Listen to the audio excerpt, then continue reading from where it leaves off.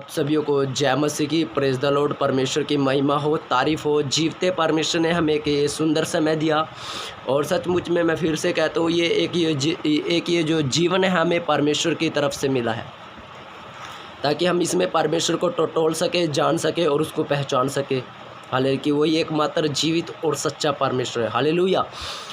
लेकिन आज का जो मेरा विषय है ये है कि एक बहन है जो कई समय से यीशु मसीह में चली, लेकिन आज उसने यीशु मसीह को छोड़ दिया और आज वो वीडियो क्लिप बनाती है और कहती है कि ये जो मसीह समाज होता है, जो मसीह लोग होते हैं, ये झूठे होते हैं। कहीं ना हद तक उसकी ये बात सही थी, क्योंकि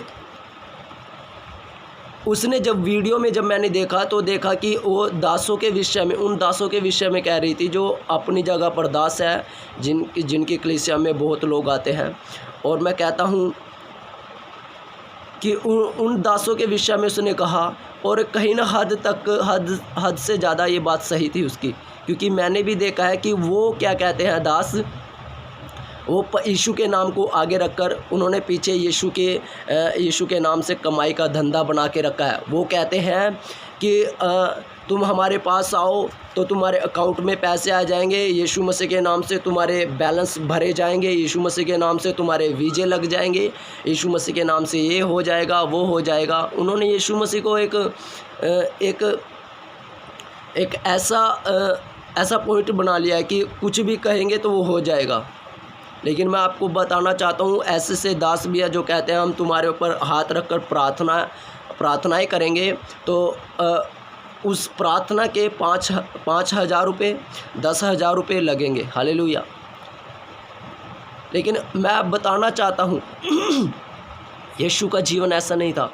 वो बहन ने उस बहन ने उन दासों के जीवन को देख रही है जिनका जीवन खुद एक अंधकार में है। मैं बताना चाहता हूँ, उसने कभी भी यीशु के जीवन को नहीं पढ़ा। अगर जो यीशु के जीवन को पढ़ लेती तो आज वो उद्धार पा लेती, लेकिन कभी उसने यीशु के जीवन को नहीं पढ़ा।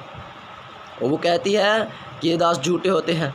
लेकिन मैं बताना चाहता हूँ, बहुत से ऐसे दास हैं जो परमेश्वर की सेवा रूह और सच्चाई से कर रहे हैं और परमेश्वर के साथ जीते हैं, परमेश्वर में बढ़ते हैं। कहीं ना कहीं वो अपने आप को बनाते हैं यीशु मसीह में, और उन्हीं के जीवनों से मेरे जीवन में चेंजिंग आई है, क्योंकि वो यीशु को बांटते हैं रूह और सच्चाई से, उसके वचन को साफ सुथरा बांटते हैं। और मैंने उनके जीवन को पढ़कर मेरा जीवन चेंज हुआ है, क्योंकि वो यीशु को बांटते हैं। मैं उन लोगों को बताना चाहता हूँ जो लोग किसी दास के जीवन को देखते हैं या किसी मसीह भाई बहन को, विश्वासियों लोगों को देखते हैं, उनके जीवन को क्यों देखते हो आप यीशु के जीवन को देखें। अगर जो आप देखना भी चाहते हैं तो उनके जीवनों में, किसी दास के जीवन को आप देखना चाहते हैं तो उनके जीवनों में ये बात देखें कि वो यीशु की तरह अपना जीवन जीते हैं या नहीं। आप में समझ होनी चाहिए। हमें यीशु के जीवन को देखना है, हमें पवित्र शास्त्र में पढ़ के देखना है कि यीशु कैसे अपने परमेश्वर, अपने पिता के साथ वफादार था। वो परमेश्वर का पुत्र था। हालेलुया। वो कैसे अपने परमेश्वर के साथ वफादार था। लेकिन हम तो लोगों को देखते हैं ना, हमारा जीवन कैसे चेंज हो जाएगा। हम तो लोगों में देखते हैं कि वो ऐसे कर रहा है, तो वो तो मसीह होके ऐसे कर रहा है, तो हम कैसे बदल जाएंगे। हालेलुया। लेकिन मैं आपको बात बताना चाहता हूँ, बहुत से ऐसे दास हैं जो परमेश्वर की तरह अपना जीवन जीते हैं और परमेश्वर के वचन को साफ सुथरा बांटते हैं। हालेलुया।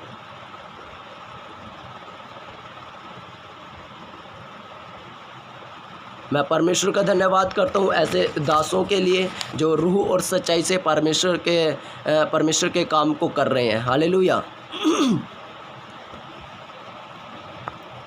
वो परमेश्वर के वचन में मिलावट और दिखावटी नहीं है। क्योंकि जब मैं YouTube पर ऐसे दासों को सुनता हूँ मैं सचमुच में कहता हूँ मेरा जीवन चेंज हुआ और मैंने उनके जीवन को देखा है। वे कहीं ना कहीं मैं कहता हूँ कोई भी सिद्ध तो नहीं है, लेकिन कहीं ना कहीं वो परमेश्वर के साथ बनते हैं, अपने आप को बनाते हैं।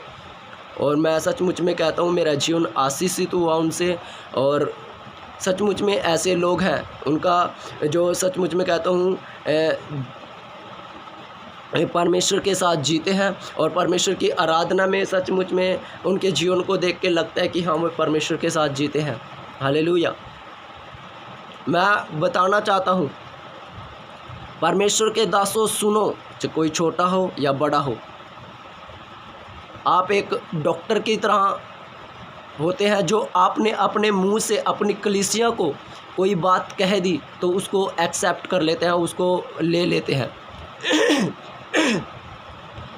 हालेलुया। मैंने देखा है क्योंकि जो कोई पासवान अपनी कलीसिया में कोई बात बोलता है तो लोग उसको ग्रहण करते हैं। हालेलुया।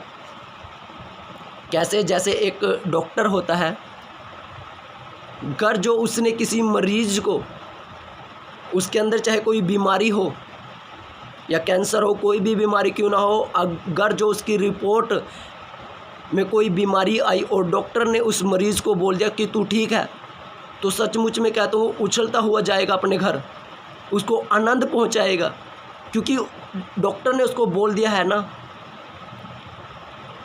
अगर जो हम किसी मरीज़ में कोई बीमारी ना भी हो और उसको कह दे उसकी रिपोर्ट में कि तुझे ये बीमारी है, मैं कहना चाहता हूँ कि वो चिंता करेगा।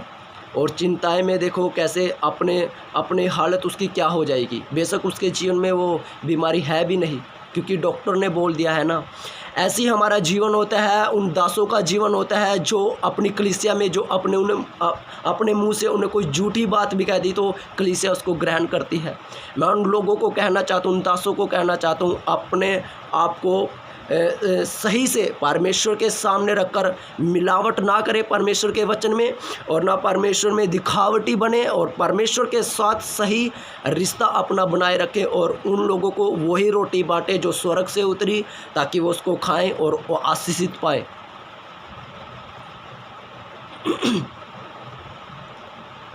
आज के समय में ऐसे से दास भी हैं, जिस प्लेस पे मैं रहता हूँ ऐसे दास भी हैं जो कहते हैं कि यीशु मसीह और संसार जो है एक है, वो भी एक है, मानने का तरीका अलग अलग है, लेकिन कैसे वो लोग उसको एक्सेप्ट करते हैं और उनके जीवनों उन जिन लोगों में प्रचार किया जाता है, मैंने उनका जीवन अब तक यीशु मसीह में सही नहीं देखा। अब तक भी वो संसार की तरह जीते हैं क्योंकि उनको वही रिपोर्ट दी जा रही है जो एक मरीज को ना होते हुए भी उसके शरीर में कोई बीमारी है भी नहीं, लेकिन डॉक्टर ने उसको बोल दिया है। ऐसे ही दास होते हैं, उनको यीशु मसीह के बारे में वो सही नहीं प्रेजेंट कर रहे हैं, तभी उनको आज तक उन लोगों को पता ही नहीं है। लेकिन मैं उन लोगों को बताना चाहता हूँ, आप परमेश्वर के जीवन को पढ़े ना, यीशु के जीवन को पढ़े। उन पासवानों के, उन दासों के जीवन को क्यों पढ़ते हो? मैं उनको पासवान दास नहीं कहता हूँ, जो परमेश्वर के वचन में मिलावट और दिखावट करते हैं। हालेलुया। मैं आपको एक बात बताना चाहता हूँ, जब मैं यीशु मसीह में आया तो मेरे को एक बात बोली गई, 10 मास दो। फिर देखो परमेश्वर आकाश के झरोखे खोल को तुम्हें कैसी ब्लेसिंग देता है, तुम्हें हर एक चीज़ की कोई कमी घटी नहीं होगी। और मैंने इस चीज़ को लिया क्योंकि मेरे को बोला गया था, क्योंकि उस समय मैं संसार से निकलकर यीशु मसीह के पास आया और मैंने इस संसार को हासिल करना था, जीतना था, और मैं 10 मास देने लग गया। 10 मास देना कोई गलत बात नहीं है, लेकिन किस तरह से मेरे को ये सिखाया गया कि देना है और फिर क्या है, तू देख परमेश्वर तुझे कहाँ ले जाता है, और मैं देने लग गया। लेकिन परमेश्वर का धन्यवाद हो कि परमेश्वर ने मुझको समझ दी, और जब मैंने वचन में पढ़ा, वचन के साथ मैं जीने लग गया और उन यूट्यूब पर उन भाई बहनों को देखने लग गया जो सच्चाई से और रूह से परमेश्वर का काम कर रहे हैं, मेरा जीवन चेंज हुआ। Hallelujah, hallelujah. और मैंने अपने जीवन में ये चीज़ भी देखी है कि जो पासवान होते हैं वो उस जगह, उस प्लेस पे जाना पसंद नहीं करते हैं जो गरीब हैं या कोई छोटे हैं, जिनके पास पैसा है, जिनके पास सचमुच में उनको देने के लिए बहुत कुछ है, उनके पास जाते हैं। मैं एक उदाहरण देना चाहता हूँ जो परमेश्वर ने मुझे सिखाया। मैं एक ऐसी जगह पर खड़ा था जहाँ पर कूड़ा करकट गंद होता है, और वहाँ पर एक 10 का नोट पड़ा हुआ था, पटा हुआ। मैंने उसको उठाया नहीं। क्यों? क्योंकि वो 10 का नोट था और वो पटा हुआ था।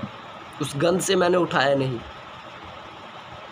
मैं आपको बात बताना चाहता हूँ, अगर जो वहाँ पर 2000 का नोट होता ना और वो फटा हुआ भी होता तो मैं उसको उठा लेता। क्यों? क्योंकि वो 2000 का है ना। ऐसे ही जो मसीह लोग, कोई भी इस संसार से निकल कर आता है, मैं कहता हूँ वो अपने संसारिक अभिलाषाओं में, उस पाप में फंसा होता है। लेकिन जो दास होते हैं वो उनको उठाना ही नहीं चाहते। क्यों? क्योंकि वो छोटे हैं ना, वो गरीब हैं, उनके घर कैसे चले जाएंगे? जब वो बुलाते हैं उनके घर कैसे चले जाएंगे? क्योंकि वो छोटा है, वो गरीब है, उसके पास देने के लिए कुछ नहीं है। लेकिन परमेश्वर के जो दास होते हैं, जो सच्चाई और रूह से काम, उनको वे ऐसे नहीं होते। वो, मैं बताना चाहता हूँ, वो जो दास जो परमेश्वर के वचन में मिलावट करते हैं, वो उन लोगों के घर जाते हैं जिनके पास देने के लिए कुछ होता है, और वो पैसे देते हैं उनको, और वो सोचते हैं हम पैसों से इन दासों को खरीद लेंगे, परमेश्वर को खरीद लेंगे। ऐसा कभी नहीं हो सकता। वो उन लोगों के घर जाते हैं, जो कोई छोटा उनको बुलाएगा वो उनके घर कभी नहीं जाएंगे। मैं कहना चाहता हूँ, यीशु मसीह ने ना छोटा देखा, ना अमीर देखा, ना छोटा देखा, ना गरीब देखा। उसने एक समान सबसे प्रेम किया। तो हमें भी यही होना चाहिए। तभी तो कहता हूँ, जब हम वचन नहीं पढ़ते और हम वचन को नहीं पढ़कर लोगों को पढ़ लेते हैं और हम गिर जाते हैं और हम पीछे हट जाते हैं और कभी हम यीशु के जीवन को नहीं पढ़ पाते। हालेलुया। तो लेकिन मैं आप लोगों को बताना चाहता हूँ, हमें परमेश्वर में यीशु मसीह की तरह अपना जीवन जीना चाहिए। क्यों? बार बार वो लोग जो सच्चाई और रूह से परमेश्वर के वचन को बांटते हैं, वो क्यों कहते हैं कि हमें यीशु मसीह का जीवन जीना चाहिए? क्योंकि यीशु ने ही प्योर जीवन जिया, एक प्योर जिसको प्योर कहते हैं। हालेलुया। परमेश्वर का धन्यवाद हो कि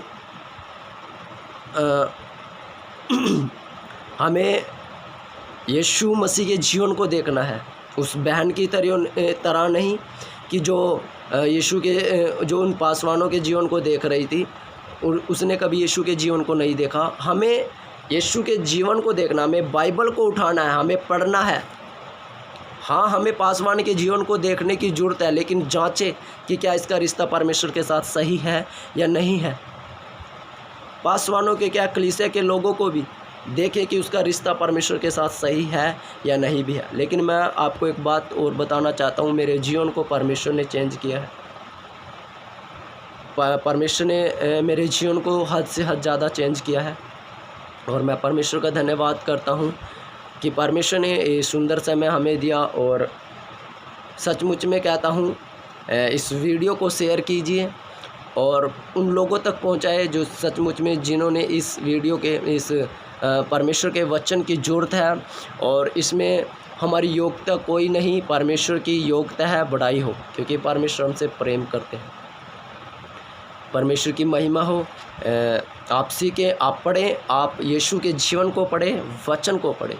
आप सभी को जय मसीह की। आमीन।